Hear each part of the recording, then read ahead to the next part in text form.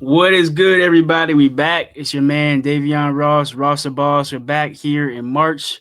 Fragrance of spring. The year is moving along, 2026, and we're just here today, man. It is moving, man. On the sports world, man. We got NFL draft. It's very exciting this year. I don't know how much like the players that have the potential, the players that have been hyped in this draft. NFL free agency is booming. Like yesterday, it was a move about every 15 minutes somebody got signed or traded. So it's just booming, man. It's booming right now. So NBA is getting into the stretch run. All-Star game, I think, was nice. I like what they did with USA and World. I think that's going to be what it's going to be for years to come. And we're doing it. Like I said, today's guest is Dylan Mccrink, NatsFanatics. I'm a fanatic of that page. It's for Nationals baseball. I'm a DC boy. Gotta put it up there. I'm a DC boy, man, and I love my Nats. I've loved them. I've never joined another baseball team. I'm not a bandwagon in any sport, but especially not baseball. I'll never leave my Nats. We won a World Series after all, so that's all that matters, right? All right. All right. What's up, everybody? We're back. As I promised you guys, we're back with Dylan Mccrink, the creator of NatsFanatics fan page. He's on the move, and he's bringing us a new kind of modernized version of Nationals baseball. He's been grinding at it for a while now, and I'm a supporter of his as well, as he gets us all the coverage of everything Nationals, everything DC baseball. And we're gonna go into our interview. So enjoy, guys. I hope you get some insight on what he's doing, what he's up to, what his thoughts are on our team in DC, and what he thinks about it. So, first question of the day. As you guys know, I am a Nationals fan, and that may sound different now than it used to when we used to compete. But like I said, I'm still faithful to the team, and my fandom started in 2012. I was a kid. It was Bryce Harper days, Bryce Harper rookie year. So I want to know from Dylan, when did your Nationals fandom start? That's a good question. I guess for everybody it's a little different. Uh, I'm not from DC, Oh, and wow. I don't. I guess I didn't like mention that on my page, but I'm Yeah, not a DC guy. I lived in Maryland this last summer, yeah. but I was born in Jersey, and I've grown up most of my life in New York. So Mm. it's pretty interesting that I found my way to a DC sports team. Wow. Um, 2015, just around. I was thinking about this the other day. Bryce Harper was my guy. I thought he was the Mm. coolest dude, Me too. and I wanted, It was something else. Like yeah, I wasn't in the Nationals baseball because they were bad. That's like as a kid, I was avoiding what was bad. I'm not a Commanders fan even today. But when they started to be good, I was into it. But continue. yeah. Well, 2015 was Bryce's year, and like everything Yeah. was hot and it was Uh-huh. rolling. Um, gosh, 2015, I was starting high school, I think. So it was my first like taste of getting to like Mhm. high school ball, and I was like, Bryce's cleats are so cool, and I wanted those so bad, and I never got a pair, and I'm honestly glad I did because I played middle infield, and Mhm. they're bigger cleats, so I was like, these probably aren't going to work for me anyways. But I thought Bryce was so cool, and then I realized this guy's a hothead, and he's crazy, and that's awesome. Yeah. But I guess I kind of moved away from Bryce, and then I started following Trey. So Trey was Right. my guy right after I found the team because of Bryce. Like my family's from Philly, so I watched Jimmy Rollins growing up, and he was my guy. Okay. So I just like to gravitate to shortstops. Yeah. So yeah, that's when I really started my fandom, and over the years it's kind of waxed and waned a little bit, but Mm-hmm. um, I'm so glad I'm a Nationals fan. Move on to the next question here. Can you hear me? Yep. Okay, we're gonna move on to the next question here.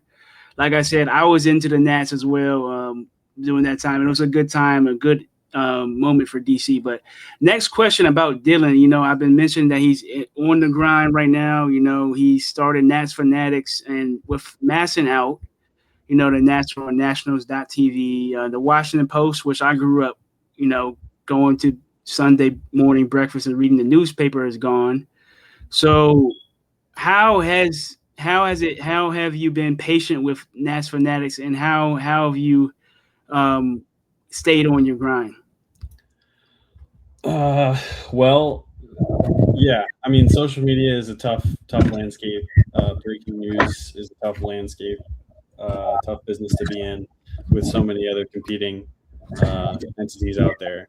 But I started the page in 2024, I think September of 2024, to kind of keep Mhm. up with my Nats fandom because I'm a super fan, I guess. And I just was like, I need to share this. And I'm glad I did, because we fast forward today, my page is taken off and I've done really well. And with Masson out, with Washington Post out on full time coverage of the team, there's like a significant gap that I'm There seeing that a is. lot of other creators are seeing. There is. So like they still have retained like Mark Zuckerman and some of their Sports Insight analysts, but to get the news to the fans, the behind the door stuff, the roster moves, the decisions that aren't being publicized on Nationals channels, like that's the avenue, that's the hole I want to fill, and that's where I think I can really be an asset to all Nats fans out there. That's true, guys. You know, he's taking advantage of the opportunity, and that's what you have to do in this industry. You have to take advantage of the opportunity, like he's doing, and he's getting up there. He's getting up there. So good for him. Next question of the day. Um, let's talk some Nationals baseball. The Nationals off season, which has gotten a little bit better as of late. But it didn't get off to a good start. They didn't do a lot. They didn't hit the market very with a sense of urgency. A lot of people expected the Nats to spend this year. They did take a step back record wise last year, and a lot of people wanted to see some changes from the front office and everything. But do you think the lack of it's the offseason, they made a couple more moves, but do you think the lack of offseason moves was was because of the direction of the team, or um do you think it's something else? Well, I think there's a lot of things to consider going into this off season. It's the first season off season under Paul Taboni, the new president of baseball operations, who replaced Mike Rizzo, and then a whole new coaching staff. So they're trying to set a new standard for what Nationals baseball is, and going out and spending an exorbitant amount of money for a team who came in the 5th place in the NL East just might not be the right move. And I know that's not the answer that fans want to hear. Right. But going out as you think the direction, as well as you think getting the young players a chance to play factored into that. 100%.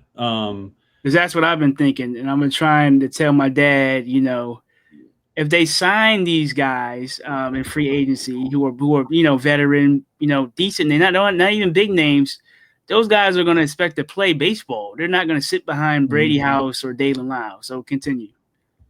Yeah, that's 100% true, right? You have all these young studs, James Wood, CJ Abrams, Dalen Lau, Dylan Cruz, if he breaks out like he's supposed to.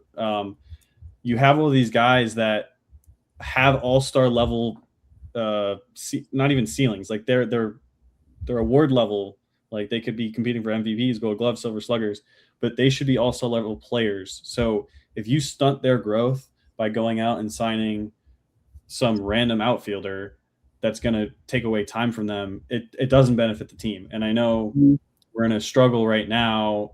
We're coming 5th place in the NL East. We took a step back last year, but what Nats fans don't want to hear is that management is not going to spend money on a team that's not going to, like if you go out and sign Kyle Tucker, he's going to win you maybe 5 or 6 more games.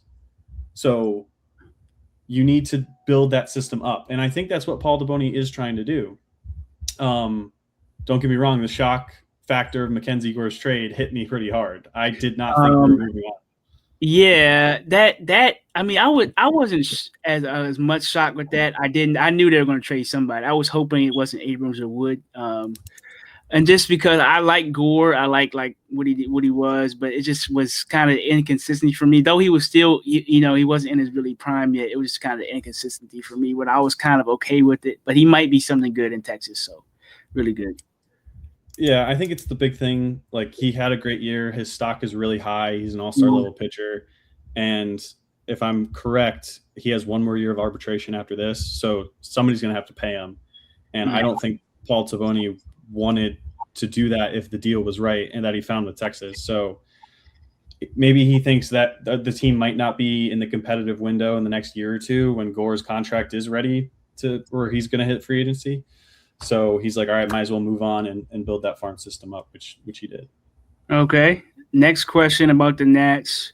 And spring training is about halfway over. And I've been trying to tune as much as possible. I haven't been able to, but I've seen some games, some moments.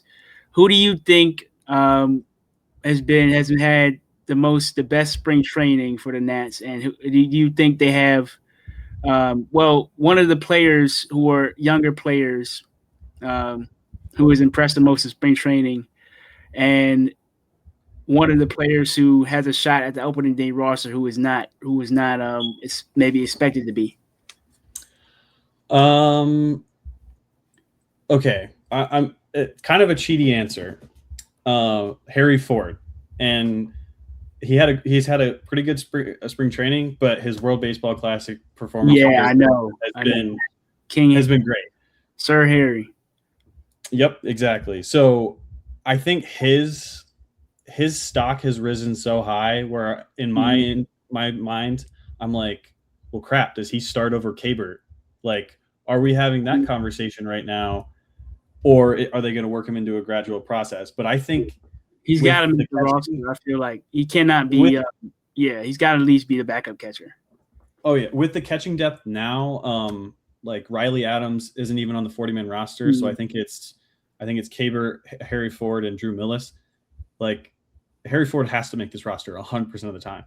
So, but the question is he starting, or is he getting significant reps? Is he getting more reps than Kabert? That's like my big thing going into the season, where I'm like, oh, like, are we going to have a new guy behind the plate? Okay. And the last question of the day. For the Nationals regular season, I know we're not expected to do a lot. We don't have a high win tally total. But do you think there is some possibility where the younger players who are maybe not the stars on this team can overachieve and they can be better than what they're expected to be this year? A scenario. Short answer, yes. I'm just trying to think of the way I want to explain this. Yes, and I think that's what ownership is hoping for, a better season than the last. But that's going to be a few different things. That means James Wood puts together a good season after the All-Star break. That means CJ Abrams is undeniably an all-star, and he performs at that level. And that means Cade Cavalli takes a step forward.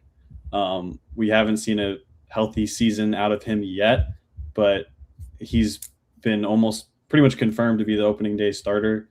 So they're giving them the ball right out the gate. He's going to be our number one guy.